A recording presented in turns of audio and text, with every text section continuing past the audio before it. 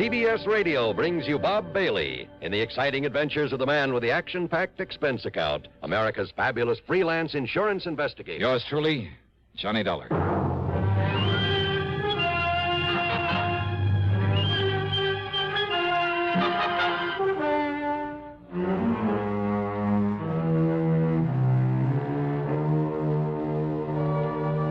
Expense account submitted by Special Investigator Johnny Dollar to the Mono Guarantee Insurance Company, Little Rock office. Following is an account of expenses incurred during my investigation of the double deal matter. Expense account item 1, $14.10, plane ticket from Hartford to Philadelphia, PA. Item 2, $6.25, taxi and tip for the ride into Eastern Trust and Insurance on Walnut Street. Hiya, Ted. Mighty glad you could make it, Johnny. How are you? So they made you the big wheel in this office, huh? Made me the goat is more like it. Sit down. Yeah, sure. Now, what's this about Mickey the Hood? Michael Jonathan O'Banion. Oh, it's a nice, respectable-sounding name, but, oh, brother, what a character. Bootlegger, among other things, wasn't he? Rum runner, gun runner, smuggler, jewel thief. Probably a killer, too, back there in the 20s. Only they could never pin it on him. Yeah, a real nice boy. Well, after he served his term, in order to fill out his parole, he worked for one of the drug companies here in town. Oh? And then about, 2 years ago, he opened a little importing company. Probably just a front. Importing? Yeah, drug imports, mostly from the Far East. And that's when Bruce Terwilliger sold him all his insurance. Terwilliger? Yeah, my predecessor in this job. Oh. That's when he sold Mickey all his insurance. Nearly $500,000 coverage on his business. I'm sure it's not worth 1/10 of that. And over $250,000 on his life. Sounds as though he's still in the rackets. Sure. And wants plenty of coverage in case he gets bumped off. And he should have been, long time ago. All right, who's his beneficiary? Oh, hold your hat, Johnny. Mary Toodles Baker. Toodles? Yeah. She's a cheap stripper, right out of the saloon circuit. So you want to take him off your books, huh? Well, he's a bad risk. He's constantly behind in his premium payments, and I just don't want him as a client of this office. Well, I can't say I blame you. But this dear old saintly conservative company won't let me cancel his policies until I can get some legal proof. Prove he's still in the rackets, huh? Yeah. And, Johnny, that's your job. Oh, now, wait, Ted. Yeah? That's not for me. That's a police job. Yeah, but they haven't got a thing on him, Johnny. So far as they're concerned, he's behaving himself, staying out of trouble, and just running his drug business. Yeah, but you think differently. Well, I bet my bottom dollar on it. And Johnny, if you can prove it for look, me... Ted, what am I supposed to do? Stick my neck out to a punk like Mickey just because you have a hunch about him? Hunch? No, thanks, Ted. If a guy like that happens to be involved in fraud against the company, something like that, you call on me and I'm stuck with him. But to try to frame him for you when there's no real evidence against him... Frame him? Now, wait, I didn't say that. Just show him up for a wrong guy. Look, when he commits some offense against the company, okay. But until then... Johnny. No, sorry, Ted, but it's no go. No, you mess around a character like that without legitimate reason, I'd end up with a hide... Sorry, Ted. Okay. I suppose all I can do is wait until it's too late. And we have to pay him a lot of money on some fraudulent claim or on his rotten carcass. Afraid so. Oh, Johnny, if you'd only... Oh, excuse me. Ted Plainer. Well, that's all you wanted me for. Dollar? Hmm? Why, yeah. What did you... Look, talk a little slower, will you? Well, yeah, he's right here. What's that? Here, look, crazy. He said he traced you here through your call service back in Hartford. Okay, let me have it. Asked me the guy's off his rocker. Johnny Dollar. Hello? Evan only knows what might happen. Hello? Well? John Dollar? Yeah, that's right. John, you must come to see me at once. Who's that? The most terrible thing has happened. Oh, yes. Yes, what? This is Harry Branson at Philadelphia Mutual Liability and Casualty. Oh, I might have known. What? Nothing. What seems to be the trouble, Harry? Disaster, John, disaster. Can you see me at once? What about? The famous Canary Diamonds. Listen, John. Oh, now, wait, Harry. I brought those things back from France some months ago. I know, but now they've been stolen again. They what? Yes. John? Okay, Harry, I'll be right over. Who the devil was he? Well, now that insurance man wants to hand me a case that I can really do something with. Oh? And he'll pay me a pile of dough if I can solve this theft for him. Theft? Yeah. Hey, wouldn't it be nice if I could sort of tie Mickey the Hood in on it? Johnny, are you serious? You really think you could? Ted. Yeah, Johnny. Fat chance.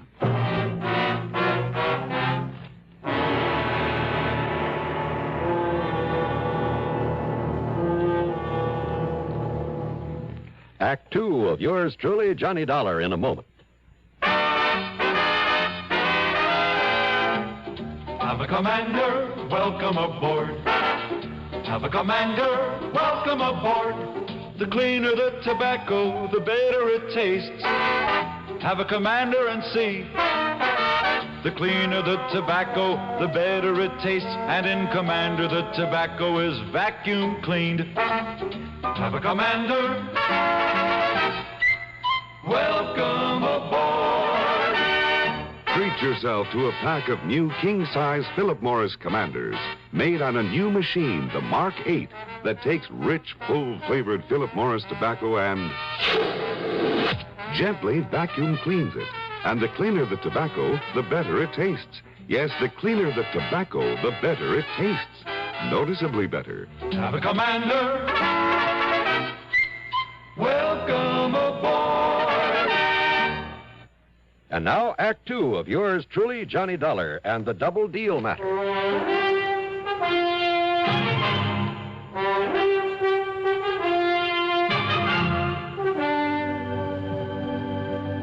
I found Harry Branson pacing the floor, wringing his hands.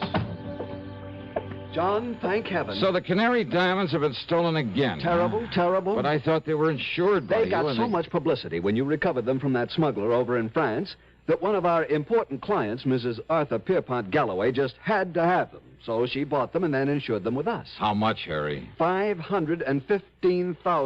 Wowee. She received a phone call that one of the national magazines wanted pictures of them there at her home. The call was a phony? She thought her chauffeur and butler would be protection enough, but when the man came, well, he tricked her into being alone with him, and, well, he just walked off with the diamonds. Well, they must have a description of him. Of course they have, but a rather confusing one. They were all so excited. So, what about the police? Oh, dear, the police have showed Mrs. Galloway and the chauffeur and the butler so many pictures of criminals, they just don't know which is which. Oh, fine. But the police seem to think that they have some ideas about who this terrible thief might be. What about fingerprints, that sort of thing? Oh, he was far too clever for anything like that. I suppose so.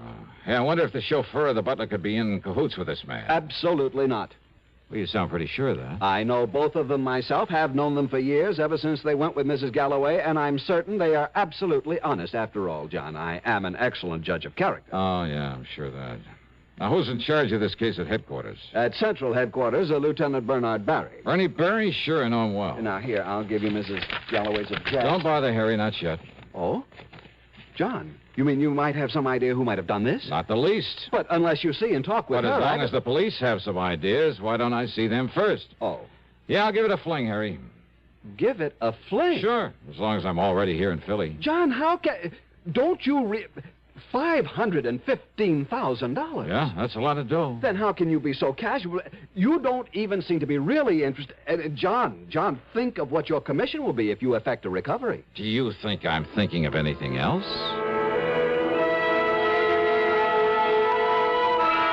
I walked on over to Central Police Headquarters and talked to Lieutenant Bernard Barry. You asked me, Dollar, that thief had concealed his identity pretty well. Oh, what do you mean, buddy? Well, according to their descriptions, he must have been wearing enough makeup for a whole chorus line. But why Mrs. Galloway and her servants didn't realize that right in the beginning and throw him out, I'll never know. That's why they couldn't pick him out of the mug file, huh? Except for one thing the chauffeur noticed about him. What was that? He'd apparently tried to cover a scar on his face. Oh? From the outer edge of his left eye down his cheek. Wait a minute. Yeah?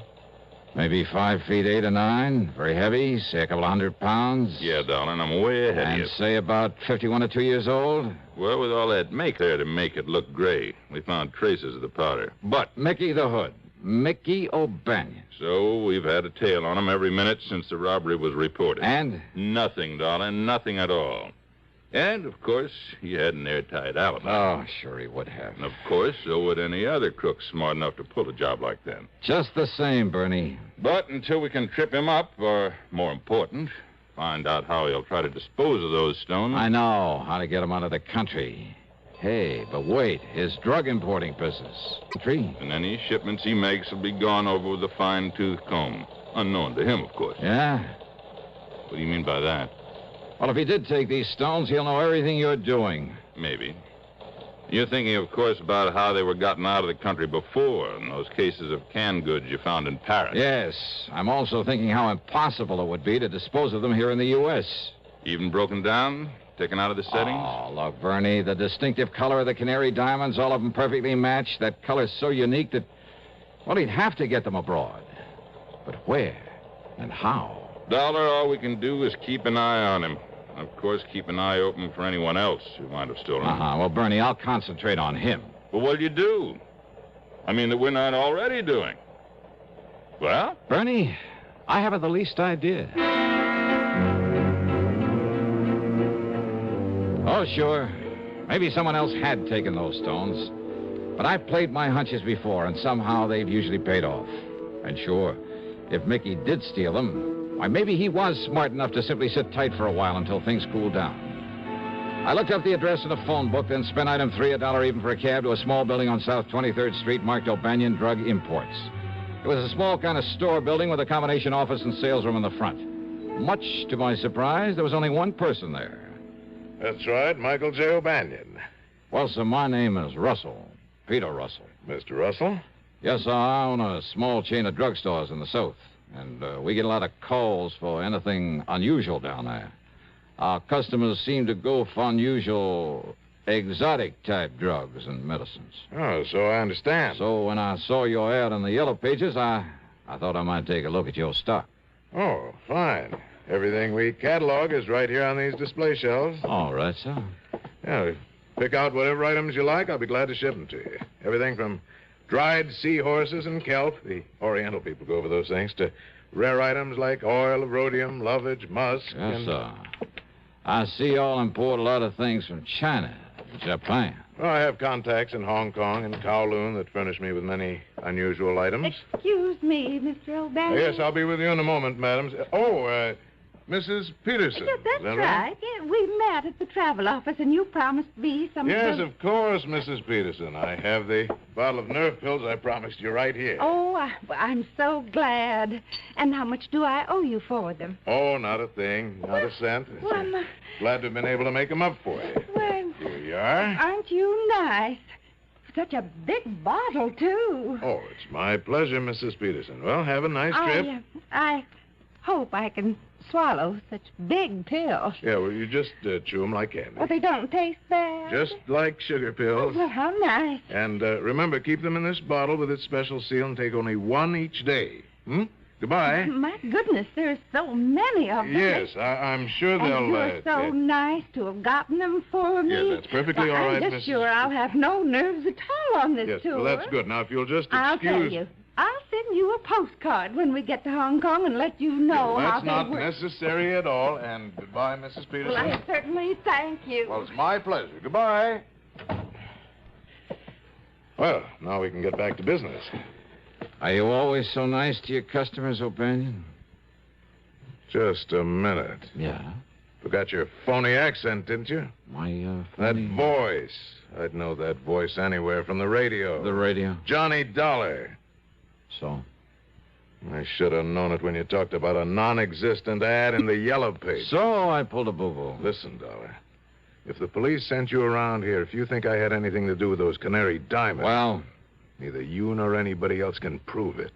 So, Dollar, if you know what's good for you... Oh, now that's a corny line. If you want to stay alive, just leave me alone. Make this Thanksgiving something special. How? By taking lots and lots of pictures. Just think of all the wonderful moments you can capture forever. Mom in the kitchen making dressing. That big moment when Dad starts slicing the turkey. The look on the kids' faces when they select their pie. Dad snoozing in his favorite chair after dinner. Yes, pictures are the best way to make those moments last forever. But only with Flash can you capture all the fun and color of those moments at their best, anytime, anywhere. That's why now, today, you should pick up a pack of Sylvania Blue Dot Flash bulbs, the world's largest selling brand. Sylvania Blue Dots work with any film, with any camera, and you can always be sure they'll work. Simply look at the little blue dot. Sylvania puts it there as your assurance that it will fire. If by some rare chance it has turned pink, then return the bulb to your dealer. He'll make good on it. But hurry, Thanksgiving is this Thursday. Get your Sylvania Blue Dot Flash bulbs today. And now, Act 3 of yours truly, Johnny Dollar. There in Mickey O'Banion's phony import office, things began to add up. Before he recognized me, he'd said something about contacts in Hong Kong and Kowloon. Great smuggling country. And the little old lady, Mrs. Peterson, to whom he'd given the nerve pills. She said she'd met him in a travel office. Was he making arrangements for a trip out of the country? Yeah, another thing. That bottle of pills. He'd made them up, he said.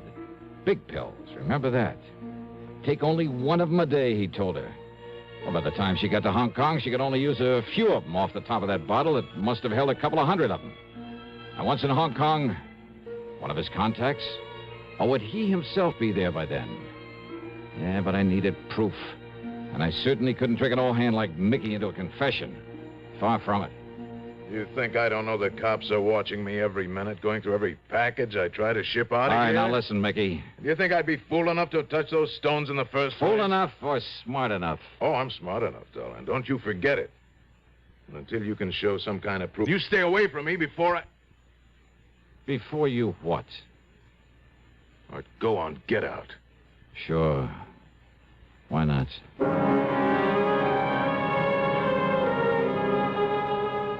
If only I'd had sense enough to follow that Mrs. Peterson. While I was standing there talking to Mickey, she could be on her way to a plane, a train, or steamship. Item 4, $1.30 in a phone booth, calling every travel agency, airline, steamship, company, railroad I could find listed until I got the one who'd arranged her round-the-world tour. That was due to leave in a few hours. Item 5 is $1.25 taxi fare to the Bellevue. Just a minute, bellboy. Well, Mrs. Just a minute. All packed now, bellboy, and you... Oh. Mrs. Peterson. Why, you're the young man I saw a little while ago. I want that bottle of pills you got from Mr. O'Banion. Now, look here. Where are they? I'm a very nervous woman. All right, my name is Dollar, special investigator. Investigator? That's right. That's like a detective. That's right. Now, please, those nerve pills. I haven't done anything wrong. You will if I don't stop you. What? No, you're a robber. A burglar or something. Oh, look, and listen to I'm me, will you so please? Nervous. Then why don't you take one of those pills? Yeah, go ahead. Yes. Yes, I will. While I dig out some credentials to prove I'm telling you the truth. Here. Now, here they are. All right, here are my credentials. And let me have this bottle. Johnny Dollar, freelance. But you're spilling them. Now, they can't all be loaded with...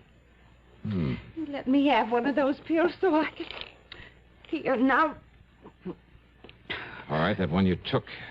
Maybe from the bottom of the bottle. Because of the way they fell on the table when I spilled them out. What possible difference could... Oh. Huh? Oh, my dear, I've broken a tooth. No, you haven't. All right, spit it out into my hand. I certainly will not. Come on. All right. Here. Broken tooth, huh? What? Ever see a more perfect yellow diamond than this? Diamond? Over a carat, I'd say. No wonder he had to make the pill so big. But I don't... Oh, and what a beautiful stunt. Who'd ever think to question a bottle of nerve pills carried to Hong Kong by such a sweet, pretty little old lady? Well, but... And once there, either Mickey or one of his pals would take them away from you. Mr. Dollar? But instead, we'll just dissolve the sugar coating off the rest of these and... Mrs. Peterson. Well, yes, Mr. Dollar? How would you like some extra spending money on this trip? Say, a couple of $1,000? A couple of $1,000? And all you have to do is come along with me and tell the police where you got this bottle of pills. But I'm afraid I still... Well? Well, of course.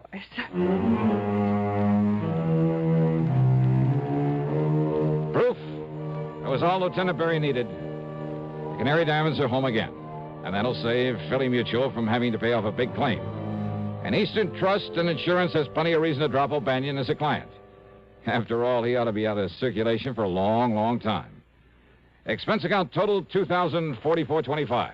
Yours truly, Johnny Dollar.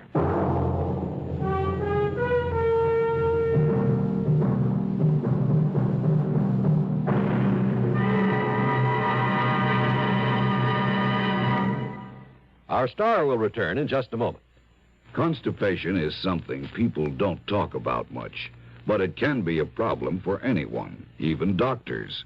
And when constipation occurs, it's interesting to see just what doctors consider important about a laxative they might use or recommend. Well, a majority of the doctors we heard from had this to say. A laxative should be effective, gentle, close to natural acting. A medicine that can be used with complete confidence. Now, X-Lax has been popular with many doctors and millions of people over the years because pleasant-tasting chocolated X-Lax is effective. Overnight, it helps you toward your normal regularity.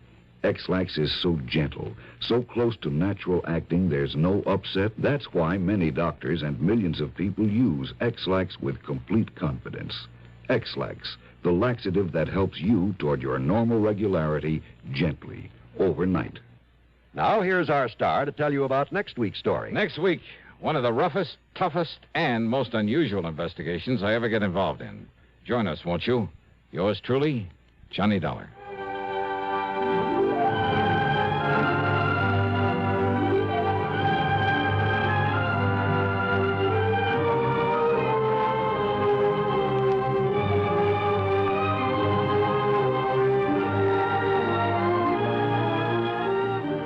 Yours truly, Johnny Dollar, starring Bob Bailey, originates in Hollywood and is written, produced, and directed by Jack Johnstone. Heard in our cast were Virginia Gregg, Chet Stratton, Harry Bartell, Barney Phillips, and Paul Frees. Be sure to join us next week, same time and station, for another exciting story of yours truly, Johnny Dollar.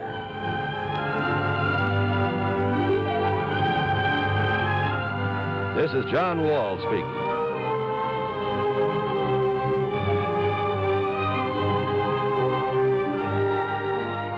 Stay tuned now for another tale well calculated to keep you in suspense. This is the CBS Radio Network.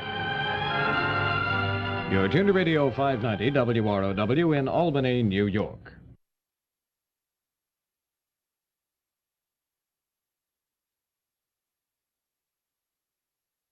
At Arizona State University, we offer a variety of programs online, designed and taught by a renowned faculty to empower your success. That's why 87% of ASU online graduates stated they were promoted or received an increase in salary after earning their degree. Visit asuonline.asu.edu.